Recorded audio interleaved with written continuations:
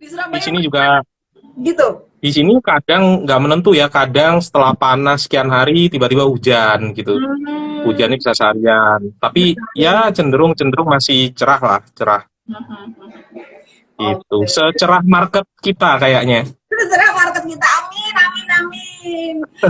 Semoga bebas, bebas, bebas itu resesi-resesi apalah. Biar kita yakin aja nih, kita pembahasan sore ini tuh biar meyakinkan orang tetap ada optimisme gitu ya.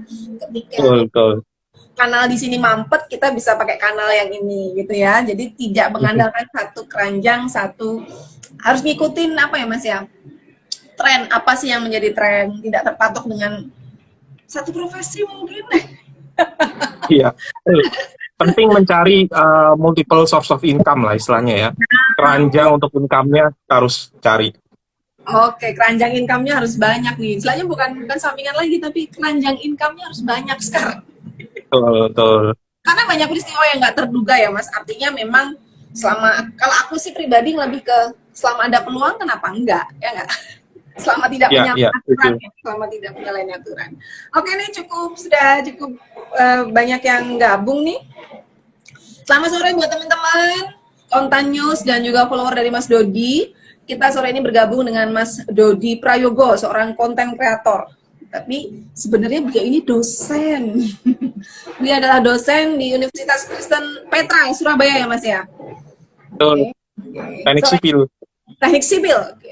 Saya Mhm. Francisca Firlana, jurnalis Kontan, akan memandu acara sore hari ini di acara Moms Money Live yang bukan bagian dari Kontan News. Moms Money Live sendiri merupakan media online bagian dari Kontan yang menyajikan berita-berita seputar bisnis, investasi, hiburan, kesehatan, yang khusus sebenarnya segmennya perempuan gitu. Nah, salah satu program yang dipunya Moms Money adalah Moms Money Live, di mana kita bisa menghadirkan narasumber secara langsung sehingga teman-teman nanti yang bergabung pada sore hari ini bisa bertanya langsung. Nah, topik hari ini seputar konten kreator. Nah, Mas Dodi Prayogo ini salah satu konten kreator yang spesifik ngomongin soal investasi.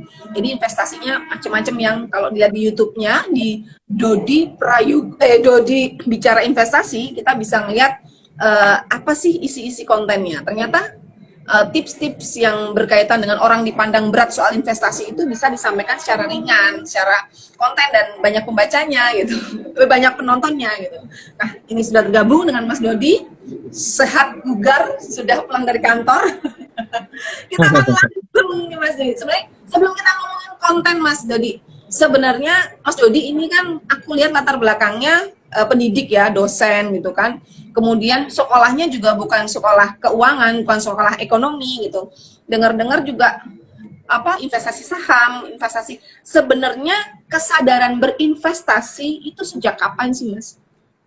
Iya. Eh, jadi sebenarnya saya bisa dibilang telat karena saya pertama kali mulai investasi. Saya pertama kali lulus kuliah di S1 itu 2009, lulus kuliah dan mulai bekerja. Tapi Oke. saya baru mulai berinvestasi itu tahun 2013. Jadi 4 tahun setelah kerja itu saya nggak tahu tuh saya ada di mana ya. Istilahnya kalau ada uang masuk ya nggak diapa-apakan gitu ya, cuman masuk di tabungan dan Oke. seterusnya dan seterusnya. Nah, kenapa kok saya memutuskan untuk investasi? Alasannya karena tahun depannya saya mau nikah. Oke. Jadi saya belajar karena kalau yang dulu kan setelah kuliah mau ngapain aja kalau sendirian kan nggak apa-apa ya. Tapi ketika mau menikah, punya keluarga, ada nanti punya anak dan sebagainya ya harus kita atur keuangannya. Nah, saya ngambil inisiatif untuk saya pribadi belajar terlebih dahulu di tahun 2013. Kebetulan pilihannya waktu itu jatuhnya ke investasi di saham. Sebenarnya agak salah ya, harusnya kan kita belajar dari step by step dulu ya, misalnya deposito, atau reksadana, atau yang rendah resiko dulu istilahnya. Tapi saya langsung terjunnya ke yang benar-benar yang naik turunnya dalam satu hari itu bisa fluktuatif sekali gitu, yaitu di pasar saham. Oke. Untungnya masih masih bisa survive sampai sekarang dan bersyukur juga pada akhirnya ada pelajaran-pelajaran saya termasuk bukan hanya kesuksesan ya, tapi kegagalan yang saya bisa bagikan di channel saya, Dodi Oh. Bicara Investasi. Nah itu kalau dari kenalannya di saham, kemudian Betul. belajar secara mandiri ya. Kemudian dalam perkembangannya nih dari 2013 sampai sekarang mencoba jenis-jenis investasi atau keranjang yang lain nggak sih Mas? Iya, 2013 saya investasi di saham dan punya idealisme ya. Kayaknya sih saya tidak, saya sih saya punya kemampuan lah untuk belajar berinvestasi saham. Kebetulan saya suka baca ya, makanya pada akhirnya jadi dosen kan. Karena Oke. suka baca, suka meneliti dan sebagainya. Saya baca banyak buku investasi, tapi nyatanya investasi itu bukan dari orang yang menguasai teori aja. Bukan dari orang yang menguasai accounting, khususnya di saham ya, tapi kalau di saham itu ada unsur psikologi atau psikologis. Mhm. Gimana caranya kita bisa mengendalikan fear dan greed-nya kita dalam berinvestasi saham. Ternyata yang kesekian ini, yang fear and greed ini, itu lebih penting daripada Ya. teori investasi. Karena ketika kita punya teori, kita mau eksekusi, bisa jadi yang harusnya kita beli, kita malah nggak jadi beli. Yang Mhm. kita pegang, kita sudah rasa perusahaannya bagus, harganya murah, ternyata turun dalam, kita malah jual rugi. Ternyata yang awalnya kita nggak mau beli saham itu, tapi karena ngelihat sahamnya kok naik ya dalam berhari-hari, kita ikut-ikutan beli dan akhirnya nyangkut di atas. Intinya seperti itu. Nah, psikologis ini yang ternyata saya harus pelajari itu bisa sampai 5 tahun mungkin ya. Jadi 2013 sampai 2018 saya banyak jatuh bangun investasi di saham, barulah mungkin 2019 2020 ya, dan sampai saat ini pelan-pelan sudah mulai ada improvement dari sisi psikologis dalam berinvestasi, sehingga sudah mulai memberikan hasil yang lebih baik. Kalau kita pakai tolak ukurnya itu IHSG ya, berarti investasi saya secara keseluruhan ya kurang lebih sama atau di atasnya dari pasar sahamnya kita. Nah, kurang Mhm. lebih seperti itu. Artinya memang apa Nah, namanya, Hah? Jangka kalau panjang. diversifikasi sendiri, benar, jangka panjang. Nah, tadi saya malah lupa jawab pertanyaannya. Kalau diversifikasi sendiri, Ya. saya investasinya karena tadi gagal di pasar saham, Oke. akhirnya saya membuka diri di instrumen investasi lain. Mhm. 2017 saya nyobain peer-to-peer lending, Mhm. kemudian 2018 saya mulai mencoba reksadana, Mhm. dan karena 2019 saya menjadi content creator, Mhm. akhirnya nyobain tuh dikit-dikit instrumen investasi yang belum pernah saya coba sebelumnya, Oke. uh, untuk saya review. Misalnya dulu saya tidak pernah beli obligasi SBR retail gitu ya, obligasi negara Republik Indonesia. Ya mau Mhm. ndak mau karena ingin menunjukkan kepada teman-teman sekalian, ya pada akhirnya saya praktek untuk beli gitu ya. Cara belinya kayak gimana, belinya lewat aplikasi apa, saya tunjukkan di video. Kemudian ada bank digital gitu ya, ya saya coba juga daftar. Kemudian saya review pengalaman investasi saya posting di video YouTube saya. Mhm. Itu Gitu berarti kurang lebih. menjadi bikin konten itu tahun 2019 tadi Mas bilang ya? Oke. Tahun Lebih 2019. lebih lebih ke faktor apa Mas tadi? Artinya apakah menarik juga ya? Artinya apakah memang ada panggilan untuk ngajak edukasi untuk investasi atau lebih ke menarik juga nih pengalaman saya untuk dikontenin karena jatuh bangun pertama kali investasi yang nggak paham apapun gitu. Gimana tuh awal Ya, mulanya? Hmm. ya. Jadi sebenarnya sepanjang dari 2013 sampai 2019 sebelum saya buat konten, saya ini consumer, artinya saya mengkonsum konten-konten apa yang ada. Mulai dari YouTube, mulai dari buku, podcast. Saya selalu sisipkan waktu saya untuk mendengarkan dan melihat gitu ya, karena saya mau belajar untuk menjadi lebih baik. Nah, Oke. tidak pernah terbesit ya, saya itu menjadi content creator, sama sekali nggak terbesit. Saya pokoknya konsum aja gitu ya. Sampai suatu ketika, kebetulan di Teknik Sipil UKA Petra, saya ngajar juga di Pasca Sarjana, Hmm. dan ada beberapa mata kuliah, saya ingat ada satu mata kuliah tentang ekonomi teknik ya, di mana saya ngajarin tentang apa bunga berbunga, interest rate, kemudian time value of money. Nah, saya sempat memberikan contoh-contoh kalau seandainya interest rate-nya itu misalnya 8%, produk investasi yang 8% di capital market tuh kayak gimana sih? Oh, ternyata ada reksadana obligasi. Oke. Oh, ternyata kalau seandainya yang lebih tinggi sedikit ada di saham. Hmm. Nah, ternyata beberapa mahasiswa saya yang di kelas itu tertarik. Wah, penjelasannya kok nggak pernah mereka temukan ya, karena beberapa itu saya bahkan buka platform investasinya kayak gimana. Hmm. Untuk menunjukkan nih, kira-kira time value of money, bunga atau interest rate 7% tuh kayak gimana sih realnya. 10% tuh kayak gimana sih. Karena memang saya punya pengalaman investasi dan ada akun investasi, saya bukakan di kelas gitu ya, bagi yang nanya. Jadi, thanks kepada mereka, pada akhirnya salah satu dari mereka tuh yang nyeletuk ke saya, Pak, ini kayaknya nggak ada deh yang bahas di, belum banyak deh yang bahas di YouTube gitu ya. Kenapa kok penjelasan Bapak tadi tidak diupload saja ke YouTube? Nah, Oh, jadi dari mahasiswa saya itu yang berjasa, mahasiswa pasca sarjana ya, Magister Teknik Sipil UKA Petra. idenya dari situ ya, idenya dari situ ya. Ya, ya, ya. Konten pertama gitu kan lebih apa tuh? Bikin Karena konten. pada saat 2019 itu kan sekitar 2 tahun saya sudah investasi di peer-to-peer lending. Jadi di 3 sampai 5 video pertama saya uploadnya tentang peer-to-peer lending yang pada saat itu mungkin belum banyak orang yang bahas. Nah, pada akhirnya boomingnya bukan di peer-to-peer lending, boomingnya itu di ada satu aplikasi investasi dari Apert gitu ya, agen penjual efek reksadana yang saya review dan timing review saya pas sebelum mereka mengundang artis sebagai brand ambasadornya mereka. Akhirnya ketika mereka masif campaign di situ, mungkin banyak yang searching ya tutorial pakai aplikasi X gitu ya atau pakai aplikasi Y, dan akhirnya video saya muncul lah, dan tiba-tiba setelah beberapa bulan video saya posting yang saya tidak kira-kira awalnya tiba-tiba langsung naik karena mereka ngerasa mungkin ya mereka merasa bermanfaat gitu ya, karena kan kalau si aplikasi tersebut kan jarang kasih review secara detail ya, maksudnya mereka promosi tapi kan promosi mereka kan cuma satu menit gitu ya. Tapi jarang yang ada sampai buka secara detail tutorialnya, beli jual, top up pendanaan kayak gimana, tarik dan sebagainya, itu kan gak dibahas secara detail. Nah kebetulan saya bahas secara detail di video saya dan akhirnya ada yang tertarik dan akhirnya saya mereka follow. Karena memang dari kalau jadi ini kita ngomongin konten, isian konten sekaligus bagaimana menjadi konten ya, mas, konten kreator ya. Iya, Artinya iya, isian dari konten kreator konten itu adalah benar-benar apa yang tidak disampaikan oleh lembaga keuangan pemilik produk ya mas ya. Artinya yang iya, dibutuhkan iya, konsumen kan memang enggak, aku butuh nguliknya, bagaimana mengulik produk itu ya, yang enggak didapat. betul. Hmm. Mungkin kalau kita nggak bicara investasi, kita bicara tentang smartphone gitu ya.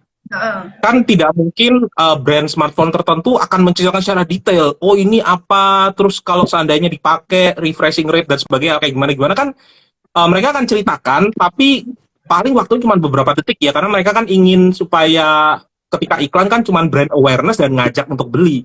Nah, tapi ada reviewer HP yang ngebedah dari detail, bandingkan skornya kayak gimana, bandingkan dengan brand lain kayak gimana, dan orang-orang ngelihat reviewer itu karena reviewer tersebut bukan dari brand tersebut. Sehingga kan yang dicari honest reviewnya seperti apa. Bener nggak sih yang diiklankan dan seberapa detail gitu ya. Ada masalah nggak, baterainya gimana gitu ya. Nah sama di aplikasi investasi juga gitu. Bener nggak sih ketika kita beli ini uang kita masuk, aplikasi ini aman nggak sih, ada izinnya nggak dari OJK. Nah itu yang orang-orang pada banyak tanya, dan pada akhirnya beberapa dari konten saya bisa menjawab pertanyaan tersebut. Itu video keberapa tuh mas yang akhirnya tadi dari yang video soal upper tadi itu yang akhirnya booming tadi Ke itu video 18, ke 18. 18, iya. Video Jadi awal, video awal-awalnya viewernya atau mungkinnya berapa banyak itu, dan itu bisa berapa banyak itu waktu itu? saya ingat cuma 30 views, Oh. 50 views itu pun seneng ya. Sampai ada satu video yang 100 views gitu ya, seneng banget gitu. Tapi yang namanya algoritma YouTube kan kita tidak tahu ya gimana cara kerjanya. Kita Oke. tetap punya, jadi gini, ketika menjadi content creator yang saya pelajari itu adalah kita nggak boleh punya ekspektasi yang tinggi di awal. Oke. Yang kita fokuskan adalah apa value yang bisa kita bagikan kepada penonton. Nah, sebenarnya ekspektasi kita itu seperti itu. Jangan istilahnya kapan sih break even point-nya ya? Sudah invest kamera, sudah let's say beli mic gitu ya. Kapan nih dapat AdSense dari YouTube? Kapan nih ada yang nawarin kerja sama? Enggak itu. Tapi Iya. fokus kita adalah gimana caranya kita mau berbagi ke penonton, penonton dapat value ke kita, dan harusnya nanti the rest akan ngikuti gitu. Hmm. Itu Itu yang saya artinya pelajari. value dulu ya, jangan berpikiran bahwa ini kamu akan dapat duit, kamu bakalan terkenal, kamu bakalan viral, kamu FYP, enggak gitu ya. Tapi gimana konten kamu Betul, itu bikin value dulu gitu, artinya orang betul. aware dulu konten kamu dulu, seperti itu ya mas ya. Bisa Karena gitu. kalau saat kita pikirkan itu adalah uang, uang, uang, kita akan mudah jatuh di tengah Oh. ketika tidak ada hasil. Tapi ketika kita merasa, oh ternyata ada nih yang nonton, oh 30 views, oh senang gitu ya. Atau ada yang komentar, kita bales, mereka say thank you. itu yang membuat kita menjadi semangat untuk berbagi karena kita merasa berguna bagi orang lain. Nah itu sih yang saya rasakan ya, karena mungkin baru dapat uang pertama itu kalau saya agak beruntung ya. Mungkin setelah 6 bulan itu sudah bisa ngerasain AdSense pertama gitu ya. Tapi mungkin ada yang 1 tahun, 2 tahun belum apa-apa. Tapi memang ya supaya setahun 2 tahun ya kita harus tetap improve ya. Apa yang kira-kira masih kurang, topik apa yang menarik, cara grow channelnya kayak gimana. Memang kita harus belajar. Artinya memang tadi ketika cepat 6 bulan udah dapat AdSense, lebih ke konten dulu. Artinya di YouTube itu kan kita ngomongin konten di mana orang butuh tahu, Ya. apalagi di masa 2019 peralihan ke 2020 di mana 2021 2021 orang pikirannya tuh pandemi dan bagaimana ngatur duit nih ketika pendapatan udah nggak ada. Mungkin ketolong sih, Betul. sih Mas, ketolong sih Mas, itu konten-konten. Ketolong momentum itu. Betul, ketolong momentum itu juga ya. Ya pada saat pandemi, kemudian market crash, pada saat itu saya ingat, sehingga banyak orang yang mencari tentang saham, karena saham lagi turun atau apa gitu ya. Nah itu sih. Oke. Nah ngomongin AdSense, boleh tahu nggak sih nominal pertamanya berapa Mas? Mas Dudi, ingat nggak? Pertama itu pertama itu cuman ratusan ribu sih. Sebenarnya ya, ini buat teman-teman ya, tips untuk ngitung AdSense itu tidak susah. Dilihat saja ini, tapi saya bicara rata-rata ya, in general ya. Lihat aja videonya berapa views-nya, kemudian kalikan 10 sampai 30 sampai 40 gitu mungkin. Misalnya kita kalau ngelihat di YouTube ada atau misalnya punya saya aja deh, nggak enak nyebutin channel orang lain gitu ya. Punya saya viewsnya itu misalnya itu sekitar 10.000 views. Kalikan aja kalau rate saya ya saat ini oleh YouTube itu sekitar 30 sampai 40. Artinya 10.000 views itu kalau kita kalikan 40 jadinya 400.000. Tapi kalau seandainya kita bicara channel yang istilahnya artis kemudian masif gitu ya, itu nggak mungkin rate-nya akan setinggi itu. Mungkin cuman kali 10 atau kali under 10 gitu ya. Jadi misalnya kalau kita ngelihat ada podcast gitu ya yang views-nya 1 juta views kalikan 10 berarti sekitar 10 juta per satu video. Iya. Nah, itu memang YouTube ada perhitungannya. Jadi beda-beda. Misalnya ya, channel tentang finance bisa jadi rate-nya iklan lebih tinggi daripada channel tentang gaming. Atau finance sama vlogging akan lebih tinggi yang gaming. Finance gitu ya. Karena memang yang mau beriklan untuk aplikasi investasi kan banyak ya, daripada kalau seandainya misalnya kalau vlogging kan bingung juga siapa yang mau dimasukkan gitu ya ke itu. Nah kurang lebih seperti itu sih cara ngitungnya. Artinya tadi ngomongin konten tadi value yang kita dapat, kemudian kalau sudah berjalan kalau ngomongin AdSense ternyata rate dari YouTube sendiri punya perhitungan. Artinya kita benar nggak bisa asal kamu view banyak karena belum tentu yang vlog kamu yang view-nya banyak itu rate-nya tinggi ya Mas ya. Gitu. Betul. Ya? Dan kalau kita bicara teknis sedikit ya, mungkin teman-teman konten mau tahu kalau dalam video itu kan mungkin ada yang cuma durasinya 3 menit. Ya. Ada yang durasinya 10 menit, ada yang durasinya 30 menit. Nah, durasi itu juga menentukan seberapa banyak YouTube tuh bisa nyisipkan iklan. Jadi bisa jadi views-nya tinggi tapi misalnya ya kayak short gitu ya, YouTube short. Bisa jadi nggak memberikan apa-apa karena nggak bisa diiklanin, belum bisa diiklankan. Tapi views di short tadi sebagai jembatan supaya mereka kenal kita dan subscribe channel kita ataupun brand gitu ya. Disisipkan brand yang nanti dikoneksikan ke si short video tadi. Itu salah satu contohnya.